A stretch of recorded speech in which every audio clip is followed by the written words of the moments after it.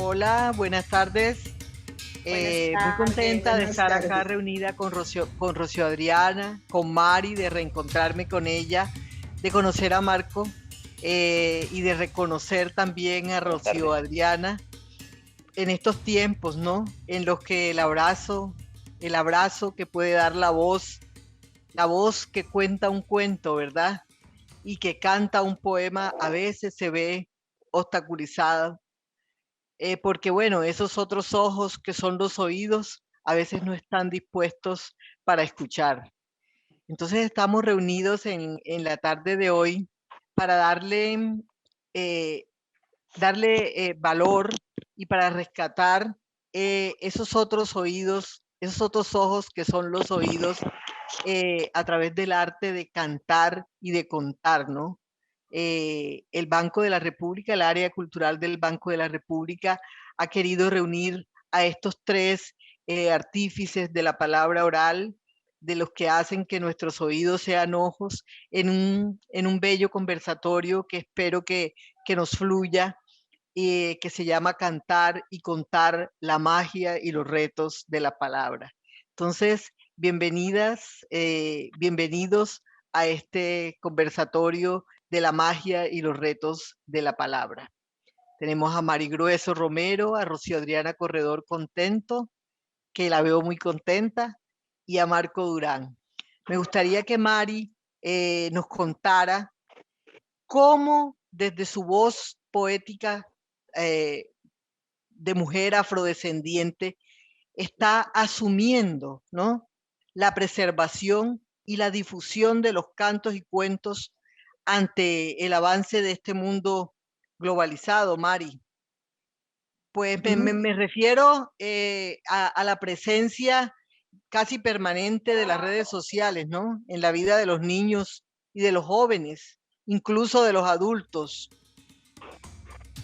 ¿Tú qué me puedes contar? ¿Estaremos ante, digamos, una nueva colonización o cómo estás asumiendo eso? Cuéntanos.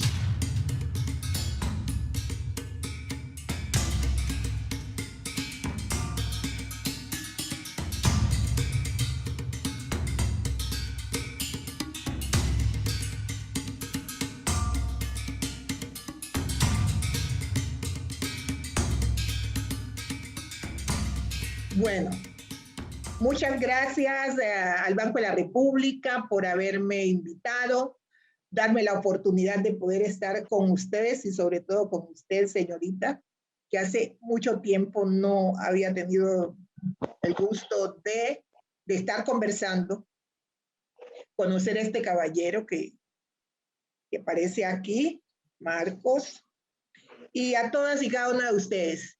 Para la oralidad no es nada fácil lo que se nos ha venido encima, porque es una lucha como entre David y Goliat.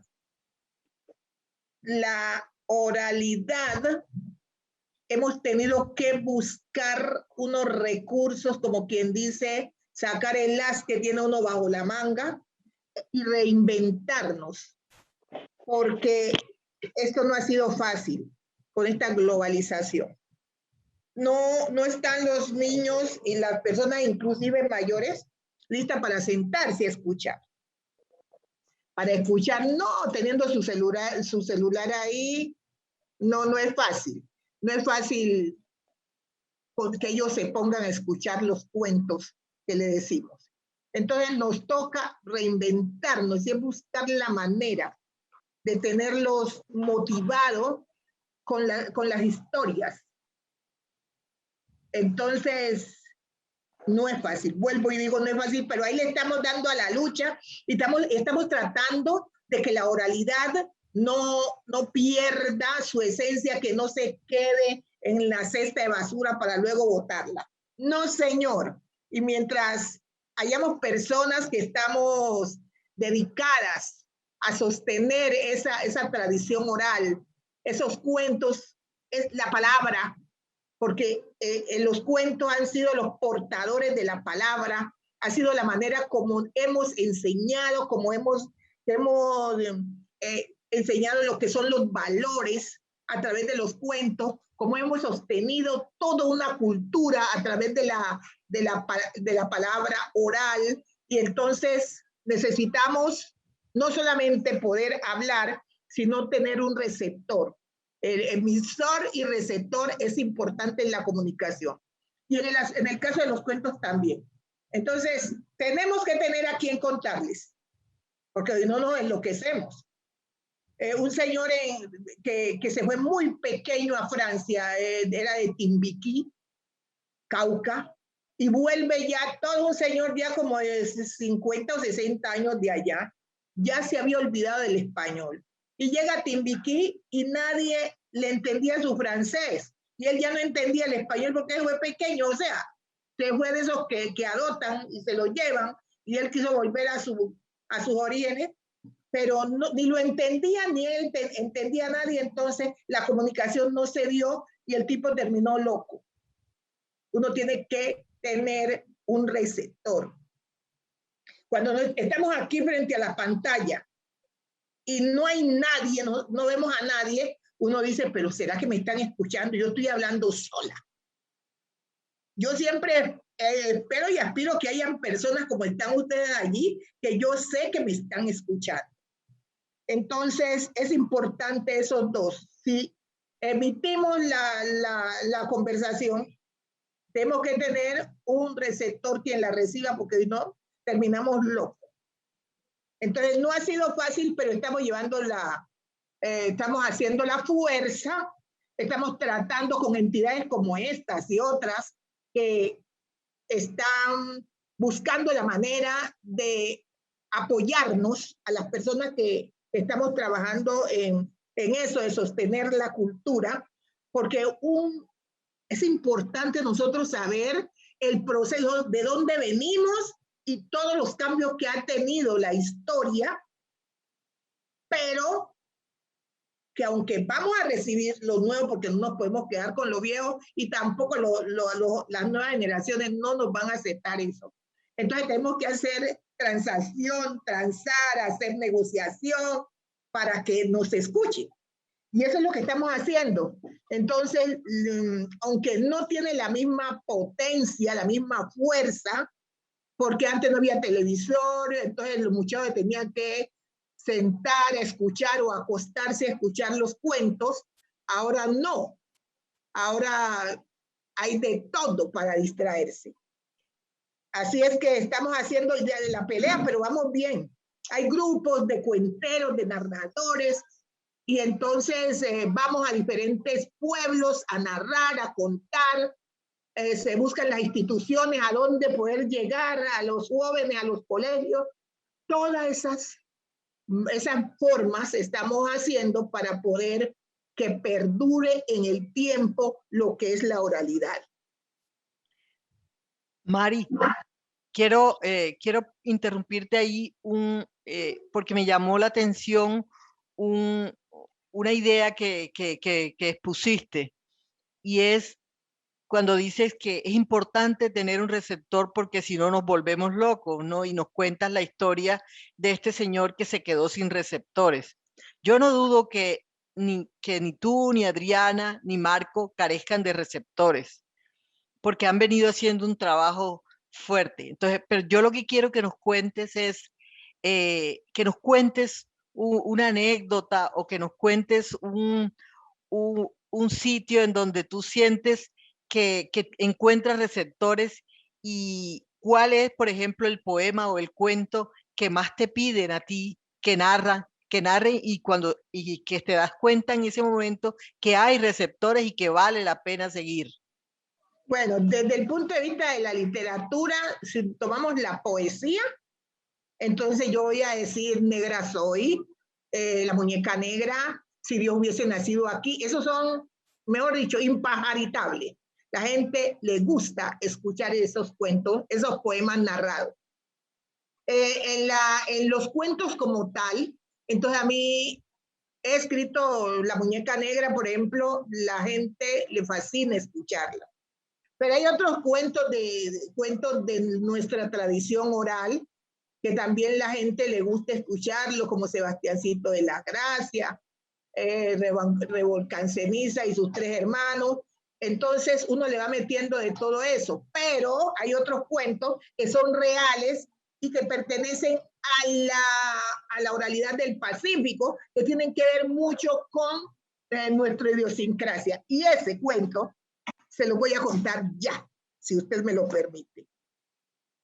Resulta que había en el río Napi, en Huapi, Cauca, había un señor que se llamaba Ignacio Segura, pero es un señor de carne y hueso. Ignacio Segura era de las personas que amanecían por la mañana, echaban su potrillo o su canoa, cogía su canalete, cogía su palanca, cogía su mechero, un mechero que se hacía de la concha de un palo que se llama sande. De esa concha, y se envolvía con esas hojas que se hacen los tamales. Se prendía eso, y eso era la llama que le duraba todo el día para él prender su tabaco. Bueno, entonces él se iba a trabajar la mina. Todo el tiempo a trabajar la mina. ¿Cómo les parece que un día trabajando la mina se mete la batea y se va encontrando que lo que saca, en vez de sacar tierra, lo que saca es oro? Una cantidad de oro que el hombre se llevó la mano a la cabeza y no podía creer. Tanto oro. Entonces, ¿qué hizo? Buscó un poco de hojas, Dios mío, y empezó a envolver el oro y amarrarlo con una pita que se llama yare. Llegó a la casa y le dijo, mujer, vea lo que me encontré. Yo quedó el oro allá, pero en cantidad. Así que cogió y ha salido. El señor al día siguiente le dice a los hijos que vayan, se fueron y estaba esa mina, pero brillaba pues como si fuera el sol, pero en toda su intensidad. Y empezó a sacar oro, eso fue en el río San Francisco, y empezó y cargó a la casa. Cuando ese señor vio tanto oro, dijo, bueno, yo aquí, ¿qué hago con todo esto? Voy a comprar mi don. Recuerden que el don era un título de nobleza, que los títulos antes se compraban, que el conde, que la condesa, que el marqués, la marquesa, todo eso era comprado, pero entonces como eso lo daban, eso en España, eso lo daban en Francia, en todos los países que habían esos reinados, entonces el hombre no se le ocurrió otra cosa que comprar el don. ¿Qué hizo? Se vino con una cantidad de oro a Huapi, al Banco de la República. Claro que no era me parece que no era lo que están aquí ahora, pero bueno, allí en esa época se vendía el oro. Los campesinos traían el oro y lo cambiaban en el Banco de la República. Ahí lo limpiaban, lo pesaban, y luego que lo pesaban, entonces le daban el equivalente, vea, y empezaban a cambiarlo así, y que sacándole la agua, que es una piedrita que viene cerca al oro, a lo que lo iba moviendo ahí, lo que iba cayendo era puro oro, a lo que iba sirviendo. Así que más de la mitad del oro que quedaba en el banco con ellos, los señores del banco, y le pagaban el otro porque ellos ni sabían. ¿Cómo les parece que el hombre dijo, no, yo voy a comprar mi título de nobleza? Y habló con el señor Elías Martán, que es el papá del poeta Elías Martán Góngora, que era el gerente del Banco de la República, y le dijo que quería comprar el don. Le dijo, no hay problema, yo se lo vendo. Vale una damasana de oro. Una damasana era una botella grande, que en eso allí se echaba el guarapo, generalmente de color verde, y entonces le llenó de ello, no, yo le traigo esa damasana de oro. Así que ese señor le hizo un papel, y don Ignacio Segura dio la damasana de oro y se fue con su título de nobleza para el río Napi.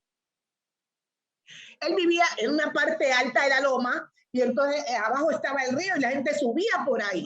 Entonces pues regó su noticia, adiós don Ignacio, adiós Ignacio, no, yo ya no soy Ignacio, yo soy don Ignacio, porque yo tengo mi título de nobleza, yo lo compré en Huapi, en el Banco de la República.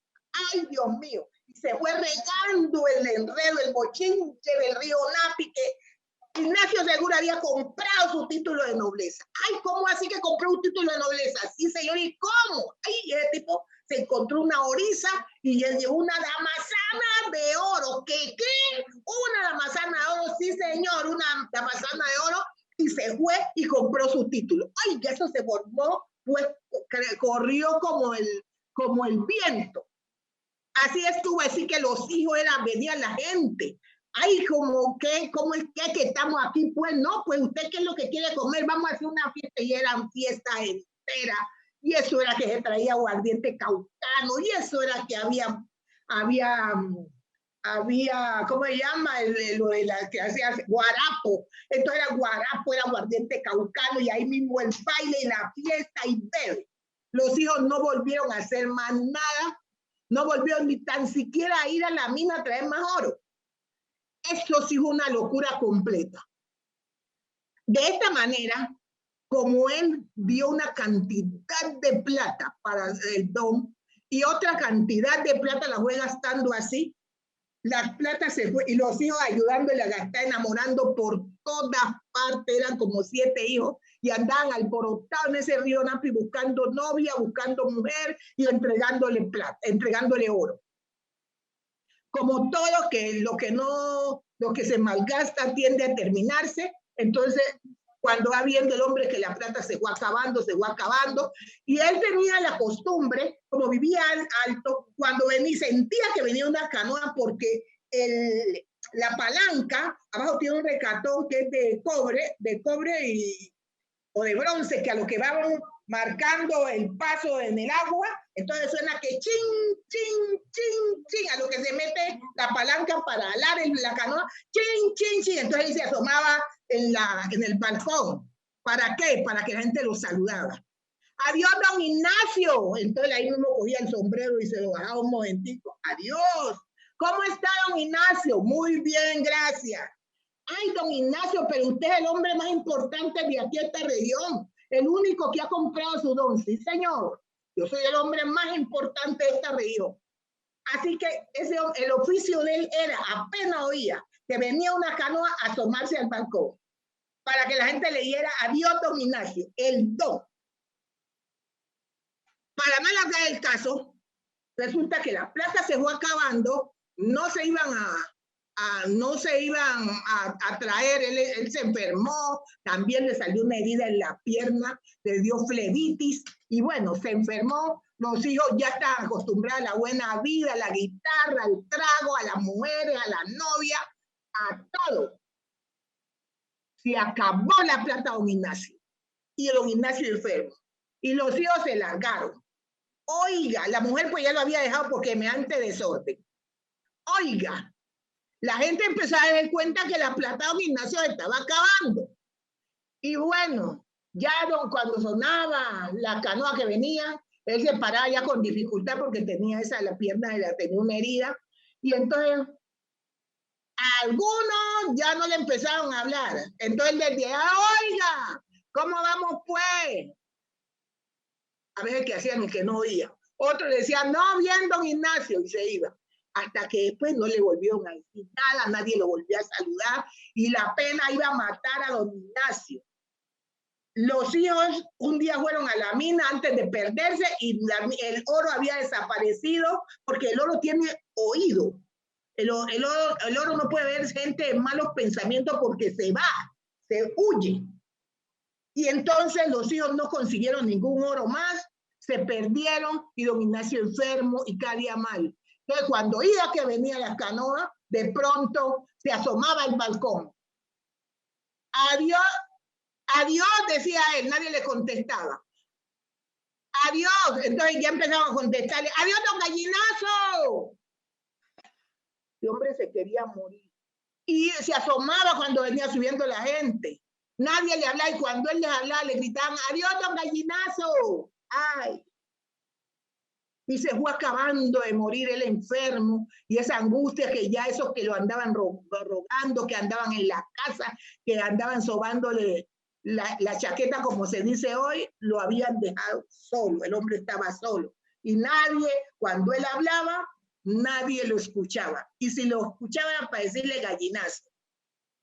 Así es que dijo él, cuando yo tenía mi plata me llamaban Don Ignacio. Ahora que no la tengo me llaman Don Gallinazo. ¡Ay! ¡Qué tristeza, Dios mío! ¿Dónde está la gente que siempre yo les di, que yo les ayudé, que mis hijos, que no sé qué? ¡Tin, tin, tin, tin, tin! Se asoma al balcón. Nadie le habla. ¡Adiós! Vive el ¡adiós, Don Gallinazo! ¡Ay! Cuando yo tenía mi plata, me llamaban Don Ignacio.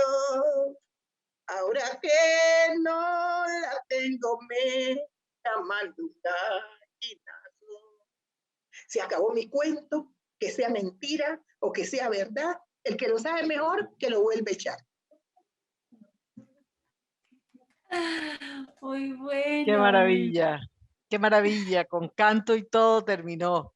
Ese es uno de tus cuentos, digamos, como decimos en el Caribe colombiano, paleros, ¿no? De los que más te piden, Mari. Ajá. Aunque yo lo estoy casi contando ahora, ¿eh? Ahora me he dedicado a la literatura infantil y a la poesía y estoy contando poco, Claro. Pero bueno, ese ha sido uno de los que más... Claro, los he visto tus libros que te ha publicado la editorial Apidama, Frente al espejo, La todos niña. estos textos.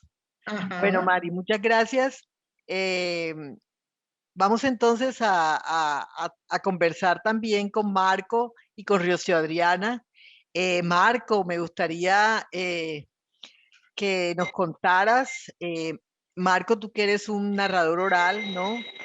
Y que desde tu experiencia, pues como estudioso, has planteado pues una suerte de teoría de la narración oral. No sé, ¿cuáles serían esas herramientas, ¿no? ¿Cuáles serían los aportes como herramienta pedagógica y recreativa del cuento, ¿no? Narrado oralmente para poder crear, ¿no? Y conservar a la vez esos mundos posibles que parecen que se están esfumando hoy. Es decir, cuáles serían los aportes, ¿no? Los aportes como herramienta pedagógica de la narración oral, del cuento narrado oralmente y del canto, ¿no? También, porque los poemas, si recordamos un poco, los romances españoles eran también cuentos en verso, ¿no? Exacto. Entonces, quisiera que nos hablaras de esa, de la tradición oral como herramienta pedagógica, ¿no?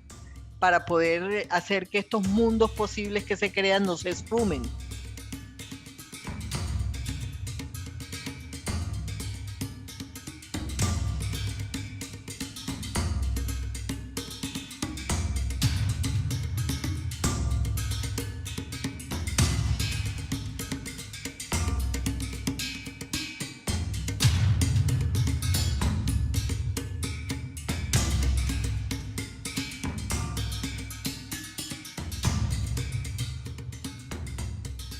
Sí, pues bueno, básicamente la tradición oral de por sí, en sí misma es una herramienta pedagógica.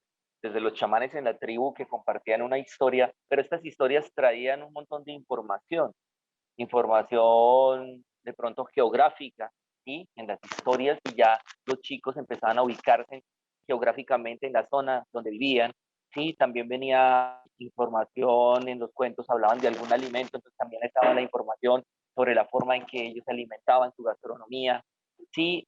A partir de ahí, de todas estas historias que manejaba el chamán, por medio de las historias, iba transmitiendo conocimiento de cómo era la siembra, cómo era la cosecha, cómo era la forma jerárquica dentro de las aldeas o tribus y cómo se mandaban o se conformaban quienes dominaban una tribu o eran los líderes. Se ha ido transmitiendo un montón de cosas de enseñanzas y por eso el cuento es una herramienta pedagógica. Tenemos las fábulas siempre nos dejaban la moraleja, ¿no? Que era esta enseñanza que nos dejaban las fábulas a partir de determinada historia, situación que se presentaba. partir de ahí, la narración oral siempre ha sido una herramienta pedagógica, también ha sido una herramienta de entretenimiento, porque también la gente se entretiene, se divierte, también es una herramienta de conexión, como de conectarnos con los otros. En casa, bueno, ahora no se maneja tanto, pero en casa siempre se reúne la familia, comedor, y a la hora del almuerzo, de la cena, del desayuno, se compartían algunos relatos, ¿no? Mamá preguntaba a su hijo, ¿cómo te...? Y el chico comentaba, no, mamá, fue malo hoy en una evaluación, por X cosa, es la chica que me gusta, que tuve alguna situación en el descanso, ese tipo de cosas, y a partir de ahí, de esa conversación familiar, pues se compartían un montón de informaciones, pero estas informaciones no eran, mamá, entré a las 8:35 de la mañana, el profe a las 8:40 dijo, saquen hoja, vamos a hacer previo, y a las 9:25 me miró un muchacho, estaba haciendo más o menos una temperatura de 27 grados. No, ese tipo de cosas es muy aburrida, como que nadie se atrapa. Realmente yo puedo contar algo que me sucedió, pero cuando cuento la anécdota, casi siempre uno a veces como que le agranda cosas, ¿no? Digamos que uno tiene situaciones o vivencias que lo impactan de cierta forma y de pronto la situación en la que uno estuvo no fue como tan fuerte, pero a uno lo impacta por dentro muy fuerte. Entonces a la hora de uno revivir la situación, uno la cuenta con ese impacto y por eso a veces las anécdotas son así como tan, wow, tienen un montón de componentes muy grandes y ya entramos en la exageración y ya cuando hay mucha exageración, pues ya entramos en el cuento exagerado, este tipo de cosas y a la gente le atrapa y le cautiva ese tipo de situaciones. Con anécdotas se conectan mucho porque se está hablando de una situación real. Entonces la gente se conecta más porque dice, esto ocurrió, esto es real, esto pasó, ¿sí? No llegar yo a decir, hace mucho tiempo tal tierra, la gente empieza a trabajar el imaginario, pero cuando estamos hablando de una anécdota, ya la gente empieza, y si encuentra algunos elementos con los cuales se puede identificar, se identifica con la historia. Esto sucede en todo lo que nosotros planteamos a la hora de narrar. Básicamente es como lo que tiene la narración oral como herramienta, ya sea pedagógica, ya sea una herramienta inclusive de sanación, que también se utilizan algunos cuentos interesantes de contexto psicológico para que las personas puedan vislumbrar algunas situaciones y como que equipararlas, ¿sí? Casi siempre que hay una historia y una historia tiene un componente parecido a algo que a mí me ocurrió, yo me veo reflejado en ella. Y para eso sirven también las historias, para que nos confrontemos con ellas. Entonces, en todo ese orden de ideas, el cuento es una herramienta súper espectacular para infinidad de cosas y así lo trabajo yo constantemente. Entonces, desde esa mirada, ¿no? En la que le atribuyes tanto valor pedagógico al cuento, eh, ¿cuál es tu labor específica desde Piedecuesta, ¿no? Porque nos estás hablando desde Piedecuesta. Desde Piedecuesta, Santander. En este Sí, momento claro. estoy aquí, estoy aquí invitado para una función de cuentería, lo que termine aquí de estar con ustedes. Voy a salir a echar cuentos con los chicos en semipresencial. Un pequeño grupo de chicos van a escuchar algo de narración. Hoy vamos a tocar el tema precisamente histórico del contexto del 12 de octubre.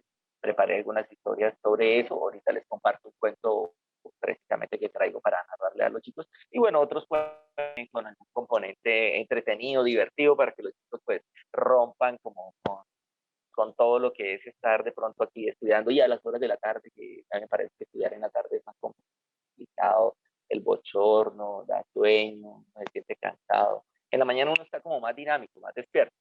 Entonces traemos ese tipo de cuentos ahí como para compartir con los chicos. Sí, aquí es de pie, pues, la idea es diversificar el oficio para poder vivir del oficio. Esa fue como la fórmula que encontré para poder decir, no, yo vivo de los cuentos. Entonces he diversificado la labor y narramos cuentos para infinidad de cosas y en infinidad de situaciones, de contextos, de celebraciones, todos. Nos vamos inventando un montón de herramientas. Desde allí, por ejemplo, utilizo la narración para la promoción lectora acá en Piedecuesta. En este momento soy el director de la franja de oralidad del Plan Municipal de Lectura.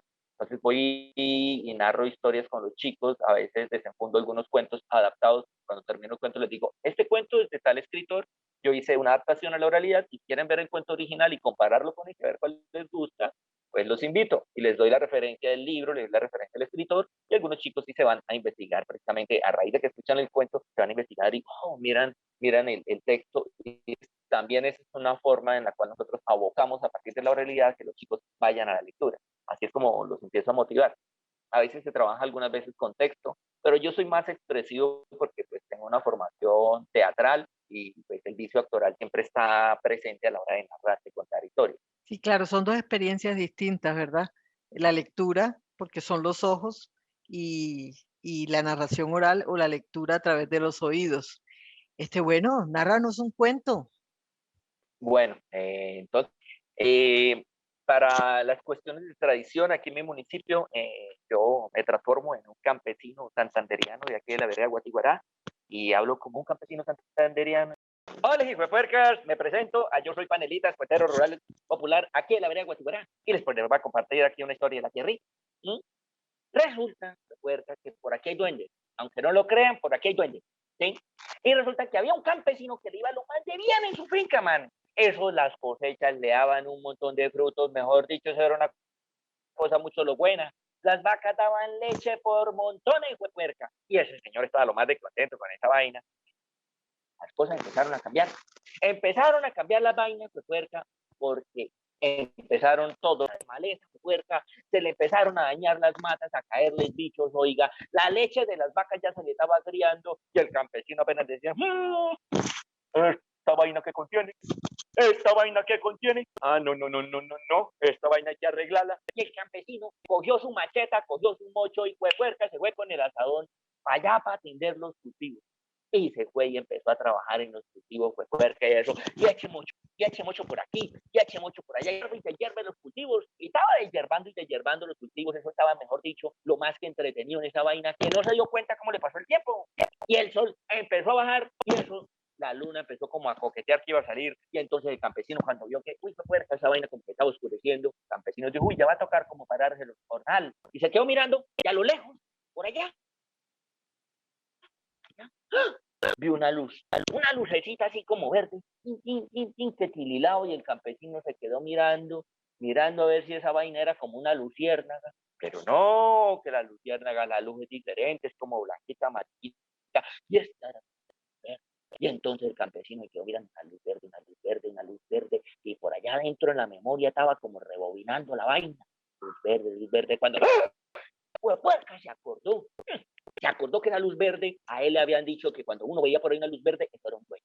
Y el campesino se quedó mirando y dijo, ay, esta vaina va a ser un duende. Ese sembradíos.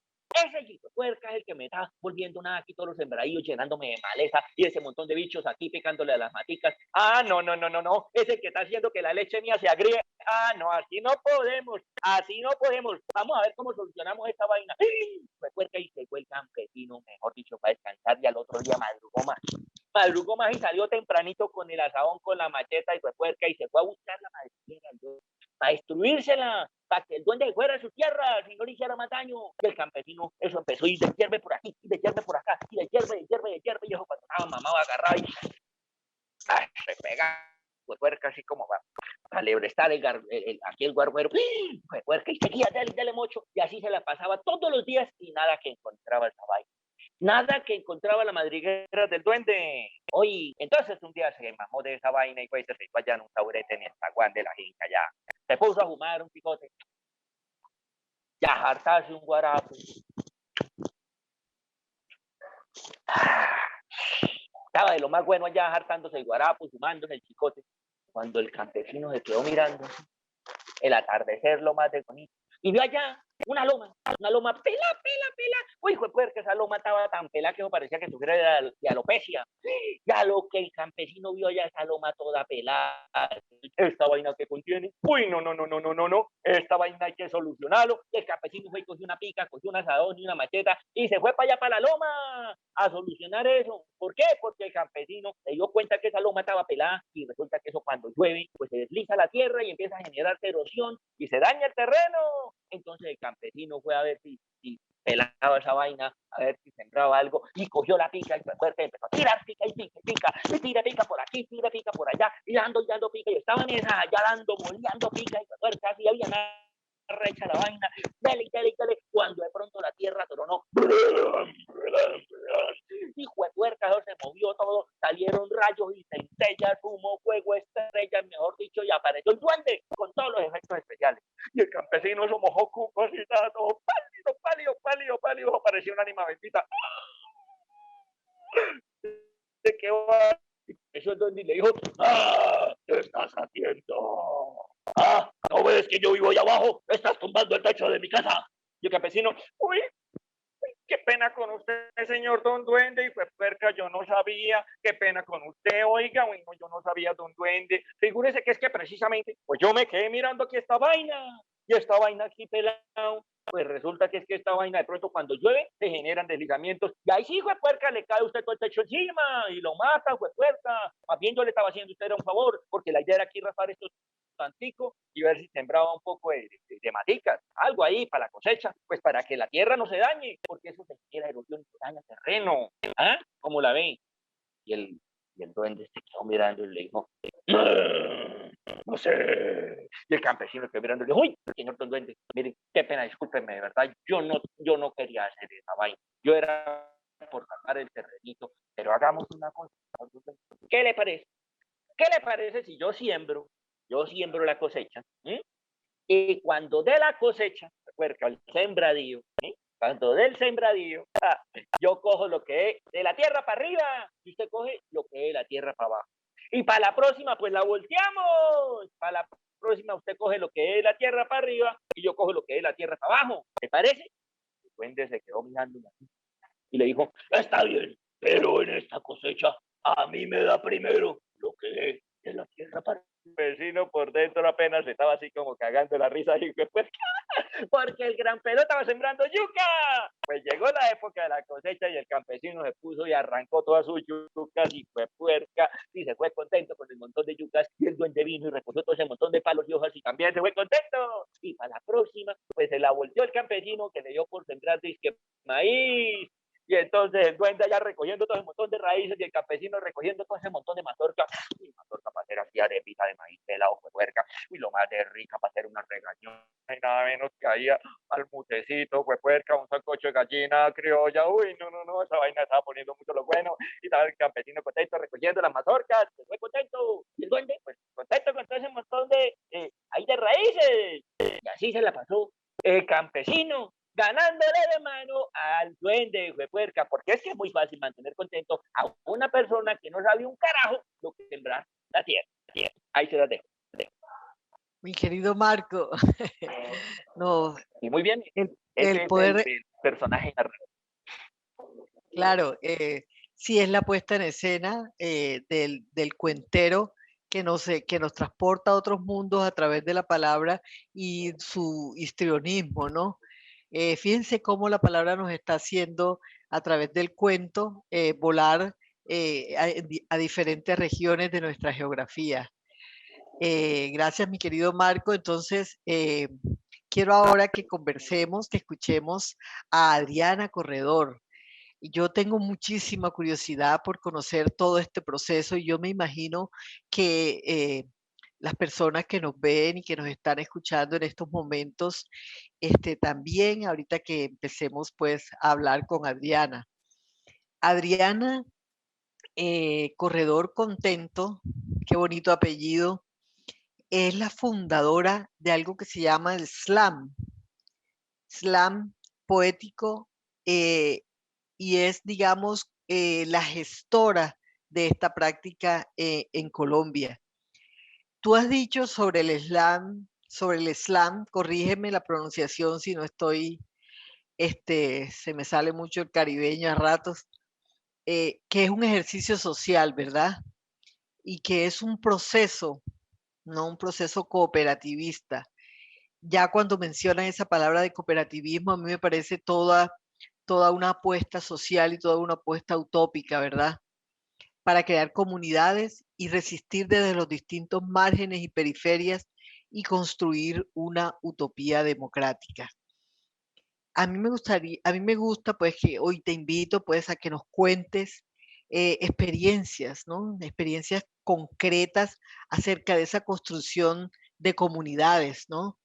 Me interesa sobremanera que nos narres a los espectadores cómo ha sido trabajar con historias vividas por las comunidades LGBTI Q+, ¿verdad? Y con los relatos sobre la violencia de género, que entiendo que también se han cantado a través de esta práctica del slang, ¿no? Y todo lo que conlleva esa educación para los jóvenes.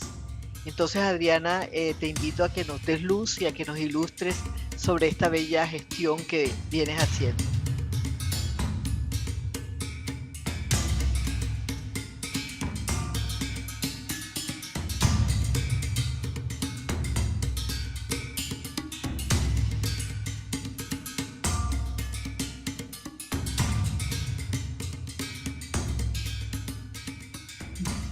Muchas gracias, Beatriz. Muchas gracias al espacio que nos, que nos permite, que nos crea, pues, desde el Banco de la República, nos posibilita este diálogo, ¿no? Este diálogo tan bonito.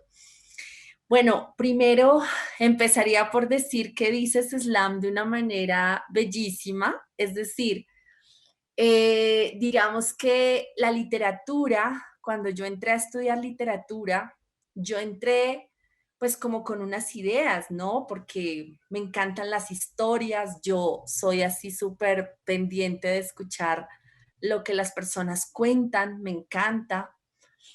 Entonces uno entra con esta expectativa, pero cuando entras a la universidad te das cuenta que el mundo literario ha sido durante mucho tiempo muy elitista y ha estado como muy como en una esfera casi como no, yo no pertenezco allá, ¿no? Yo no puedo entrar a ese mundo tan importante y todo esto.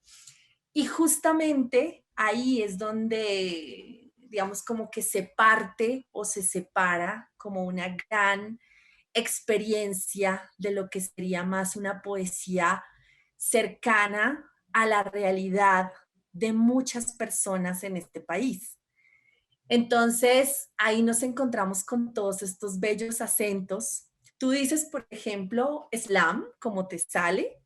De hecho, se le puede poner una E al principio, slam, y lo decimos así, slam. En Cali puede sonar así como slam, no sé, como que puede sonar de muchas maneras.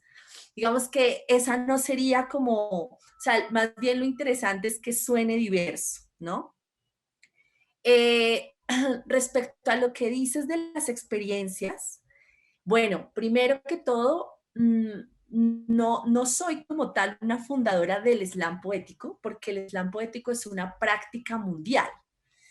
De hecho, el slam poético nace en Estados Unidos en la misma época, en los años 60, en donde nace toda esta onda del hip hop, del freestyle, todo eso, ahí nace también el slam poético. ¿Cómo nace? Es una historia también divina. O sea, es como alguien tenía un poema, ¿sí? Una persona tenía su poema y quiso llegar a un bar y le dijo a la persona del bar, oye, me regalas una bebida, me das una bebida y por esa bebida yo puedo compartir mi poema. Y entonces, a partir de ahí se genera como ese origen del slam, que es como lo conocí en Francia. Yo llego así casual a un sitio, cafecito bar, a donde uno siempre está acostumbrado a más, es como a la música y ese tipo de cosas.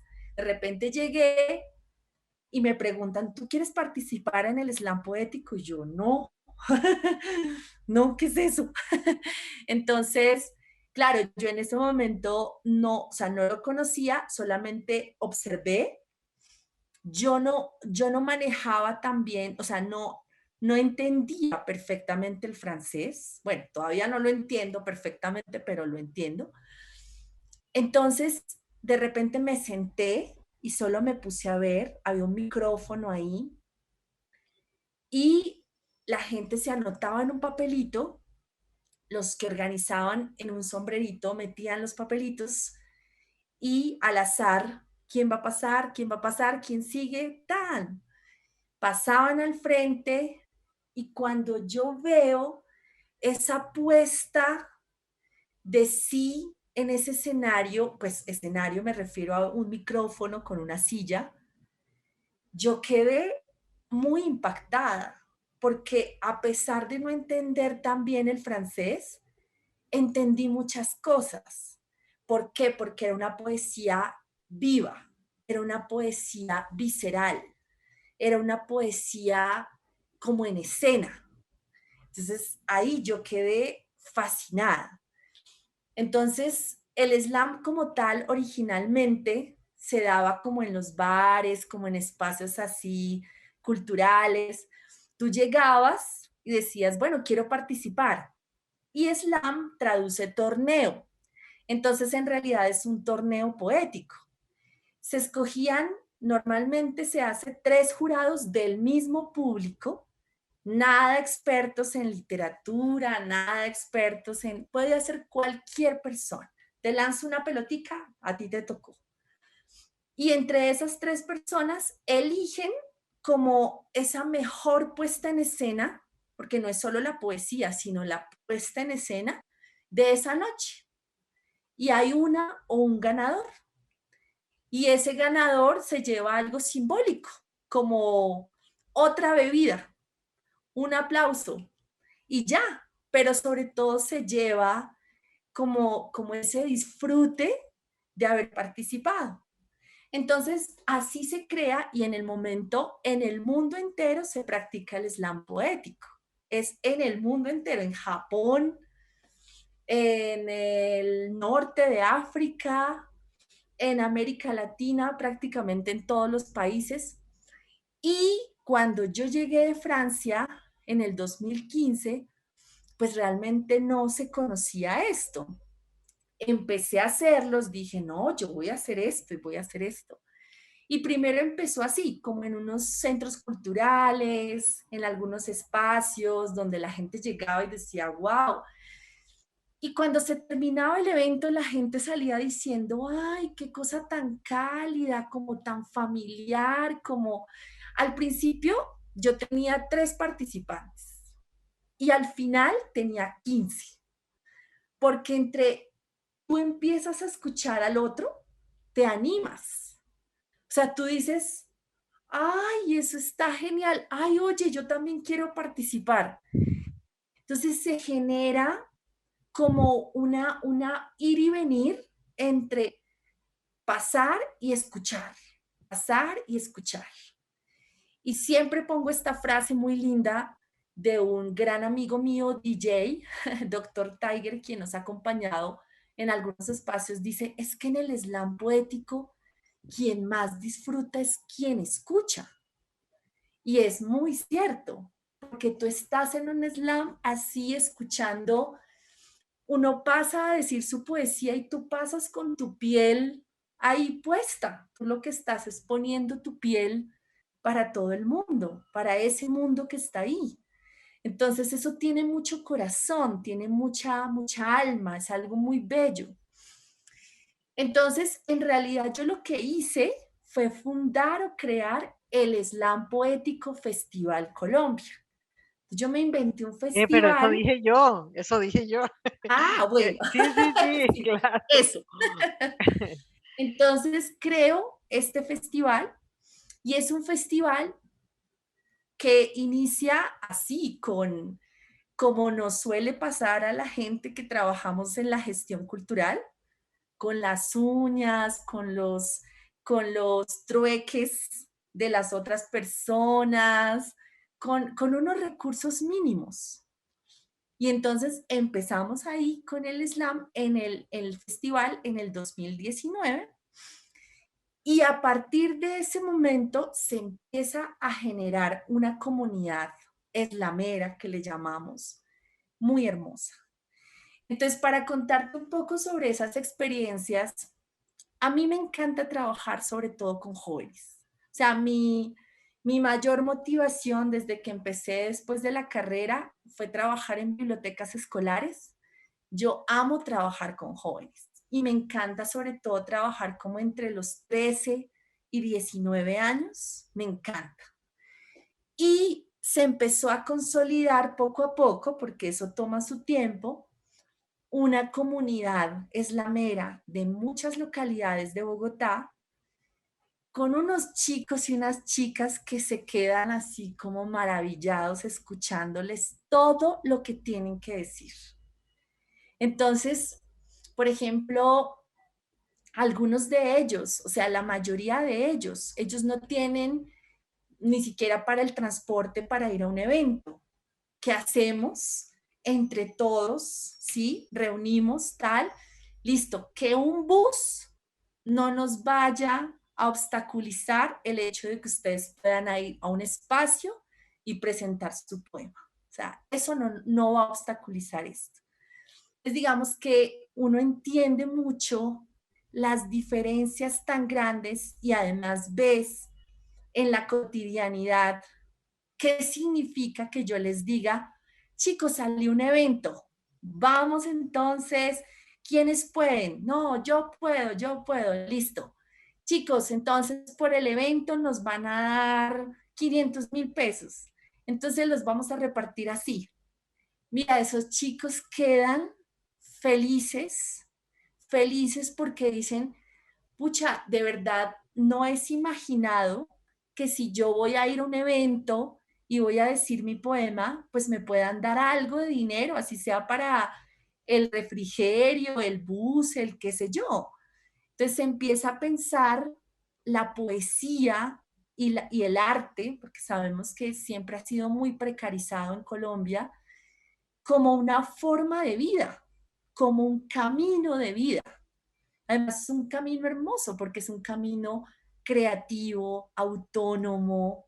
Es hermoso ese camino, ese proyecto. Entonces, a partir de ahí han pasado historias. En este momento, conocí el año pasado una mujer divina que conoció el slam por su lado en Brasil. Se llama Catalina y ella está en este momento viviendo en Cartagena armando todo ese grupo de jóvenes en Cartagena. Y es igual, o sea, estamos hablando de barrios muy fuertes en Cartagena, en donde solo el hecho de llegar al taller ya es como, uy, señor, no creo que pueda ir porque no tengo para el bus. Entonces, todo ese tipo de cosas a nosotros nos interesa muchísimo. O sea, nos interesa como, no, chicos, que eso no sea un impedimento. Nos vamos a encontrar.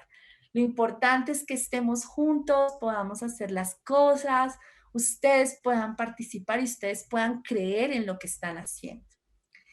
Aparte de eso, pues les hemos mostrado unos referentes maravillosos. Para mí fue como una gran sorpresa cuando supe que aquí iba a estar Mari, porque resulta que en uno de los slam que hice en el 2016, en un café, siempre le ponía como un tema.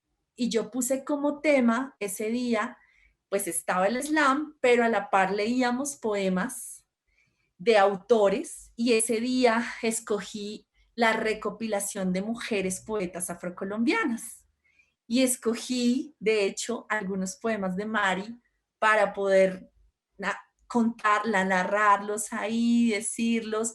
Las mismas personas, de hecho, les poníamos unos papelitos en las sillas y de repente, ay, a mí me tocó el poema de Mari Grueso, entonces lo voy a recitar. Entonces, eso también ha sido muy lindo porque ellos se han encontrado justamente con esos referentes de una poesía, por ejemplo, que tiene como todo ese ritmo, esa cuestión oral tan linda, tan ahí, ¿no? En cada palabra. Nos interesa mucho rescatar los acentos, eh, también las lenguas originarias, ese es otro.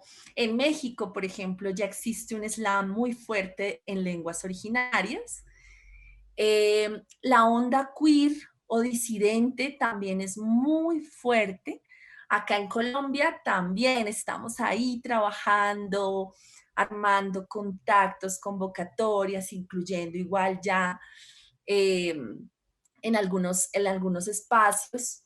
pero realmente fuerte, fuerte es ya un slam queer o slam disidente en Brasil, por ejemplo. En Brasil es una onda fuertísima, fuertísima. Y nosotros estamos enlazados con todos ellos. Hay una red que se llama Aviala Poetry Slam, que nació también hace poco y estamos haciendo cosas juntas y juntos. Que estamos muy emocionadas con toda esa experiencia, entonces nos sobrepasa la emoción. Sí, es que si hablo mucho, sí me empieza a dar un poco de tos. Ah, Pero bueno, esa es un poco como sí. la historia, pues, la idea.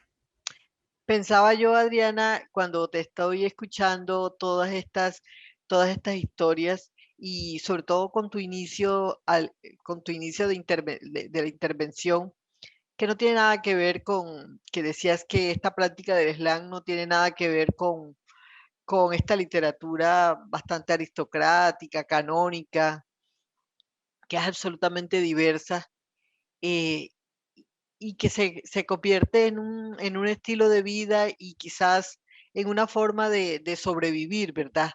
Entonces no se espera recompensas, ni se esperan metas, sino que el solo hecho de hacer cada vez una intervención, una participación, un slam, es la vida, es el premio mismo, ¿no?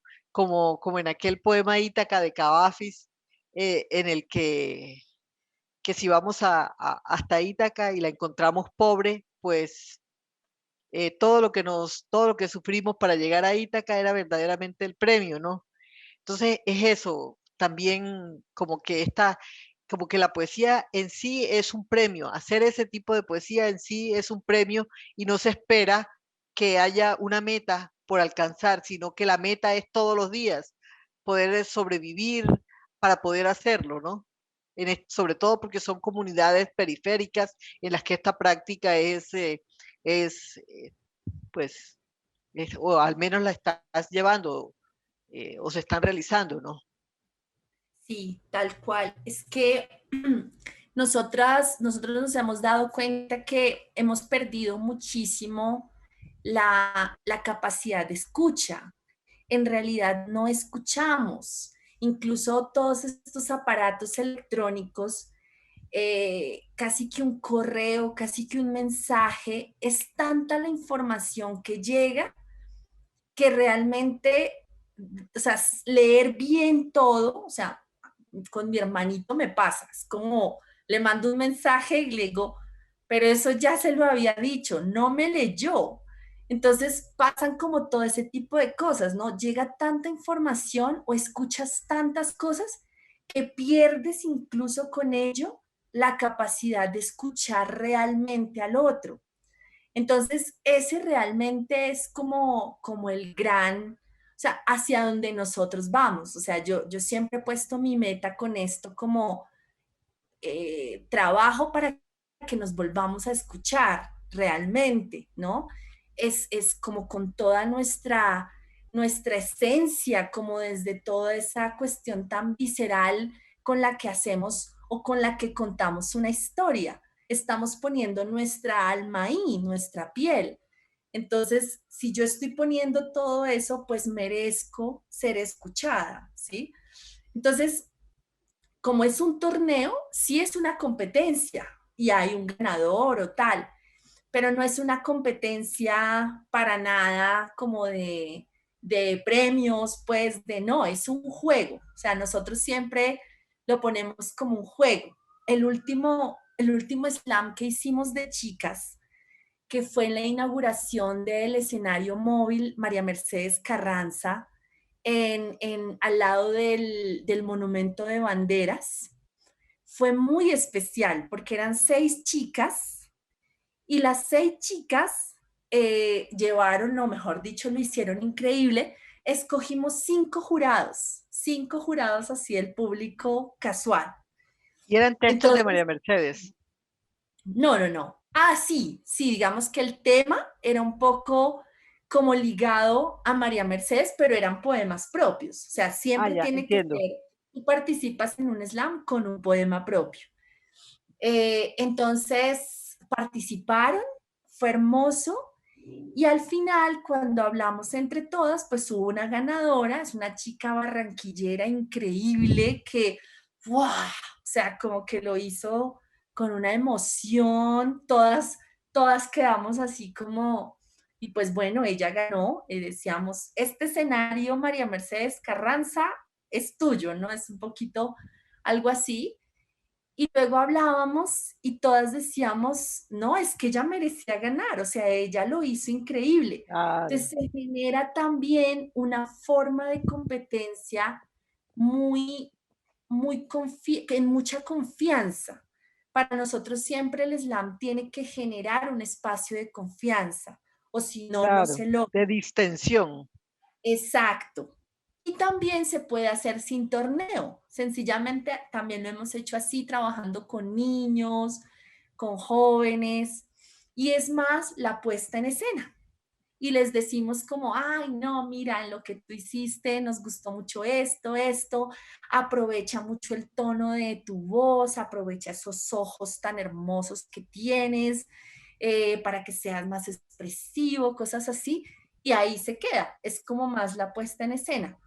Pero digamos que para participar en un torneo de estos que se organizan a nivel mundial, sí se participa con un poema. La idea es que haya una o un ganador y tu poema no puede durar más de 3 minutos. Esa es otra regla bien interesante. En 3 minutos debes darlo todo. ¿Tienes algún registro de una participante, por ejemplo, el de la Barranquillera, que dices, no podrías compartirlo o Sí, proyectarlo? tengo un registro muy lindo. Les voy a mostrar como la compilación de poemas. Colombia es como un círculo vicioso lleno de ambición y corrupción. Soy biólogos, soy periodista, soy chistes, de vez en cuando me pregunto, ¿qué hago? Sin duda respondo, sigue soñando. Donde batallas por salir adelante, salir de esa realidad que te consume lentamente, consume tus ganas de vivir. No sé de qué podría hablar, estos son los temas que quiero avanzar. ¿Qué color tiene la palabra paz? Blanco. Negro. No estuviste ahí cuando sentí terror, cuando balas acabaron con la vida de gente que me quería y me dio su amor. Pero piensa en mi mamá cuando salí de allá. Retumba, resuenan y vibran en mi sangre. Vos solo estás involucrado en la mentira colectiva de este circo cotidiano. ¡Guau! ¡Guau! Llanto sublime. Si retorno a su hogar, yo solo vivo pisando en colores. Eso no quiero decir que debatieron entre ellos y los indígenas tenían alma o no. Sí, para la foto oficial, arrejúntense. Bueno, ahí hay como una compilación de las participaciones de este festival en el 2019. Como vemos, estaba en la categoría juvenil. Ahí vemos 4 jóvenes que todavía siguen muy conectados con nosotros. Y también vemos pues la categoría adulta, donde había una chica de Cali, de Villavicencio, no, había muchas personas, había un chico mexicano incluso que se enteró del slam y quiso participar.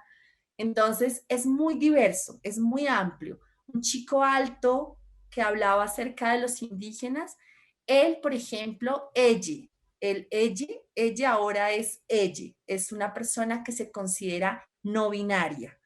Entonces, digamos que hay ahí como mezcla de absolutamente todo. Es muy lindo, o sea, se genera algo bien bonito en ese espacio. Cuando Estas acá hay momentos. experiencias que hemos escuchado en las voces de Mari, de Marco, de Adriana, son sin duda experiencias maravillosas que a pesar de que Mari clame por la presencia de un receptor, este, sí existen receptores y estamos muy atentos a escucharlas porque están de alguna manera cercanas a nuestros afectos, a que nos gustan escuchar este tipo de cantos, este tipo de intervenciones poéticas, este tipo de narraciones. Pero me gustaría que Adriana y Marco nos contaran cómo hacer para poder desarrollar esa habilidad comunicativa de escuchar los discursos que justamente no estamos acostumbrados a escuchar y con los cuales no estamos de acuerdo. Bueno, en el ejercicio de la narración oral hay que escuchar. La narración oral es un acto de comunicación. Eso es lo que hace el monólogo teatral. Nosotros rompemos la cuarta pared y hay un ejercicio de comunicación con el público. No vengo yo simplemente a dar un discurso sobre una historia como tal, sino que estoy pendiente del público. Está la comunicación visual con el público, el público y está viendo situaciones que ocurren dentro del público y más o menos uno ve como el comportamiento corporal del público, ese tipo de cosas, pero hay momentos en que tenemos que escuchar al público que rompe un puño por algo que se hizo en una historia, ¿sí? Es como cuando alguien carraspea, está uno contando la historia y hacen y uno, bueno, ¿qué pasó? ¿Qué no le gustó? Se interrumpe el acto de narrar en ese momento, se corta ahí ese espacio y se interlocuta con aquella persona y pasamos a ser receptores porque esa persona, el público, nos dice qué es lo que no le gustó de pronto dentro del relato o qué le afectó. Hay que tener siempre una disponibilidad de escucha. El escuchar no es solamente oír, sino también poner atención a la expresión corporal de las personas. A veces las personas no nos dicen nada con la palabra, pero con su cuerpo nos están diciendo un montón de cosas. Por eso siempre la palabra va acompañada de la mímica cuando se narra, ¿sí? Porque es una forma de reforzar la palabra y de reforzar la imagen en la mente del espectador oyente que está en ese momento escuchando una narración. Ese ejercicio de encontrar el receptor, pues es lo que generalmente nosotros abocamos en la mayoría de las situaciones. Muchas veces vamos a lugares donde la gente está predispuesta, donde saben que van a escuchar a un narrador, entonces está la gente en un auditorio, un escenario, un espacio que se adecuó para una presentación, y la gente va a eso, a escuchar cuentos, a escuchar oratoria, a escuchar poesía. O sea, la gente ya está predispuesta para ello. Pero hay lugares donde llegamos que la gente no sabe que se va a presentar, lugares donde de pronto tenemos que narrar espontáneamente, ¿sí? Lugares donde de pronto la gente no quisiera de pronto escuchar la narración, como es el caso mío cuando va uno a narrar a un colegio y hay 600 chicos. De esos 600 chicos, tenlo por seguro que los 600, o sea, y hay 50 que les gusta escuchar historias, estamos bien con eso. Pero entonces tenemos 550 que no o que nunca han escuchado.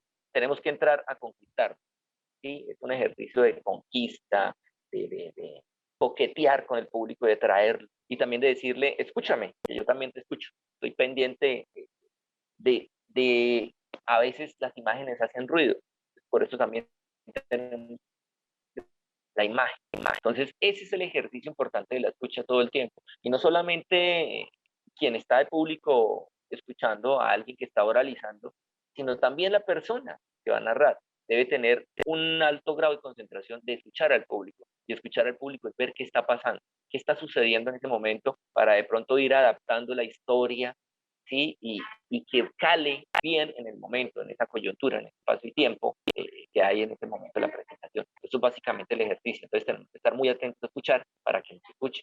Eso es recíproco. ¿Cómo sortea el hecho de que no se quieran a veces escucharse entre sí las personas? Bueno, yo generalmente cuando hago talleres con los chicos casi siempre planteo el círculo de oralidad y proponemos escuchar a cada uno de los interlocutores, se le da un tiempo y a veces tenemos que escuchar cosas que no queremos escuchar, que no nos agradan escuchar, pero debemos entender que escuchar ese tipo de cosas genera una tolerancia y una empatía, porque todos queremos ser escuchados. Pues si todos queremos ser escuchados, también tenemos que escuchar. Así no nos agrada esa escucha, pero tenemos que hacer el esfuerzo por escuchar al otro porque el otro también va a hacer un esfuerzo por escucharnos a nosotros. Eso es recíproco, es un ejercicio de empatía. Por eso es tan importante la oralidad, porque también nos muestra, esa, como te decía, no es la cuestión de pararte y un discurso, ya un discurso autoritario, no, la gente finge que te escucha, pero realmente lo único que hace es percibir el sonido, oír un par de palabras, pero no te escucha. Escuchar es oír con atención, poner atención a lo que dice la persona, en la forma que lo dice, el énfasis, la acentuación, la pronunciación, el tono, el volumen, el timbre, la expresión corporal que eso es la escucha en sí, ¿sí? Ponerle mucha atención a esa persona. Entonces, obviamente, tenemos que abocar a esto. Entonces, es chévere ese tipo de situaciones y cuando buscamos que precisamente se genere la empatía es cuando le decimos a los chicos, bueno, ¿quieres hablar lo tuyo? Párate, habla lo tuyo, pero ahora viene tu compañero a hablar lo de él. No, es que él es aburrido, no me gusta lo que él dice.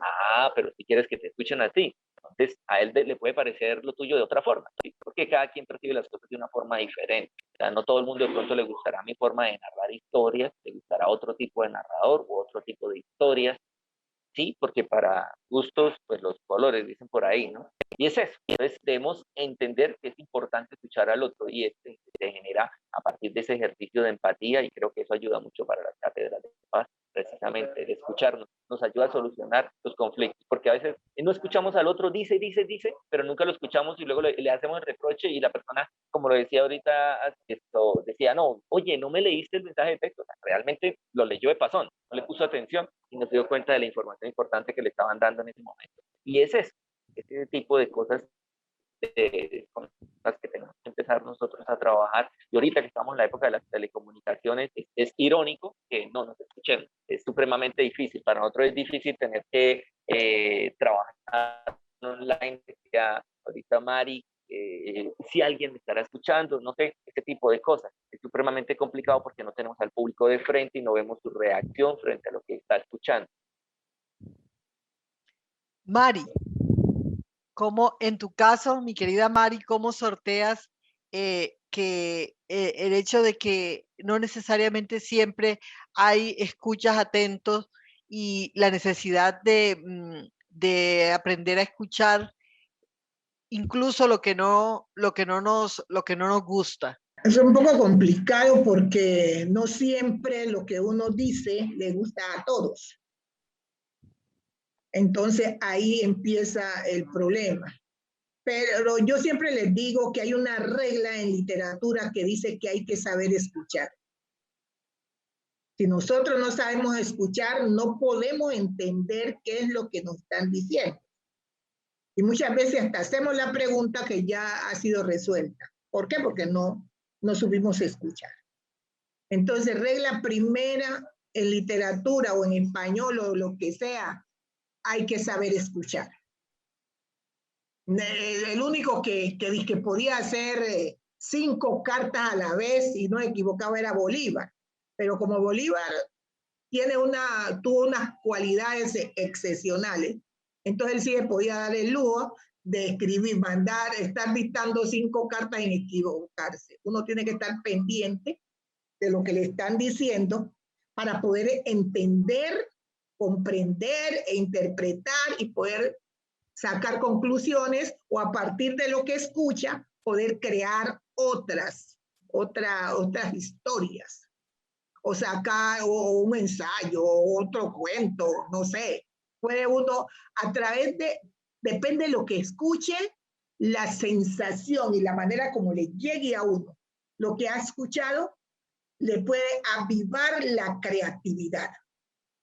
Y usted puede ser capaz, cuando termine, inclusive está allí y está tomando apuntes y está mirando, la cabeza le está funcionando, ¿usted cómo haría eso? O le da una idea para que siga trabajando ese tema o otro tema parecido, porque usted escuchó. Pero uno tiene que mirar al público cuando está en esto. Nosotros los que estamos al frente, nos damos cuenta inmediatamente cuando lo que nosotros estamos diciendo no está llegando de la manera que quisiéramos que llegara. Y entonces ahí nos toca inventarnos, reinventarnos y buscar otros elementos para tratar de atraer más público. Hay unos cuentos, pues hay personas que leen el cuento. Y a veces que, en el caso mío, como la poesía, generalmente yo no la digo sentada. Yo me muevo y también en los cuentos, porque ese movimiento de aquinesia, ¿cómo se llama? O kinestesia, no es como esto, hace que el otro que esté escuchando esté pendiente de esos movimientos y más lo que uno dice, entonces poderlo cautivar a través de la acción y la palabra. Pero no es un poco complejo que todos estén pendientes o estén atentos a lo que uno está diciendo. pero hay que buscar los mecanismos, eso, los movimientos con el cuerpo, con la palabra. En algunos casos, uno tiene que mirar el grupo a quien va, si en los colegios, a qué grupo va a dirigirse, porque no puede utilizar determinados cuentos en determinados grupos o en determinadas partes. ¿Por qué? Porque eso no es de su interés. Yo, por ejemplo, hoy empezarle a hablarle a los niños de la Odisea, de la Ilíada. Ellos eso no es con ellos. A nosotros nos tocó meternos en semejantes libros tan grandotes, pero ellos no. De pronto una síntesis que en las librerías encuentra, porque ya no es el interés de ellos. Ahora le interesa otra clase de literatura. Y esa, si la leen, es porque en el colegio le dice, o en la universidad. Entonces ese es el problema. Tenemos que reinventarnos de la manera, de acuerdo al grupo, mirar cómo hacemos para llegar a ellos. Prestar atención, me gusta, me rescato esa idea que acabas de plantear, prestar atención, ¿no? Parece un estribillo, parece un cliché, parece una frase gastada, una acción, digamos, educativa y cultural gastada, pero sí, es verdad, estamos como si estuviéramos habitando mundos que no nos competen mucho y que no hablan, que no interactúan con lo que somos, ¿no? Entonces es eso, como que llevar a prestar atención para poder entender incluso y para poder escuchar incluso lo que no nos interesa, ¿no? Como en el caso de esas bellas historias de la Ilíada y de la Odisea, ¿no? Que sin duda van a seguir formando nuestra conducta. Bueno, Mari, muy bien. A Diana, ¿tú qué nos dices? Bueno, pues respecto a esto, digamos que hay dos ideas que me rondan. Una, hay una persona, un gran amigo mío, que es el profesor Fernando Urbina, estudioso de las culturas Huitoto en el Amazonas. Y yo recuerdo, él es un gran contador de mitos, es maravilloso, yo siempre como que lo he escuchado y me encanta. Y él me decía que muy digamos, en este escenario de sentarse alrededor de la palabra, alrededor de escuchar el mito, tiene que haber de cierta forma como lo que llamamos la tabula rasa, ¿cierto? Como que nuestra tablita llegue más bien borradita y limpiecita, blanquita para recibir, para recibir. Lo contrario pasa o nos pasa en muchos escenarios. Nosotros ya vamos con muchos presupuestos, hay muchas clasificaciones que ya hay en nuestra cabeza. Entonces creo que eso al momento de escucharnos, escuchar cosas que tal vez no nos gustan, está muy relacionado con ello. Hay una frase que recordaba ahorita muy bonita de Carlos Fuentes. Es algo así como que la literatura asegura esa circulación vital que la estructura social requiere para no petrificarse. Eso me parece fundamental. La literatura te permite como que todo circule, por eso me parece también tan fascinante.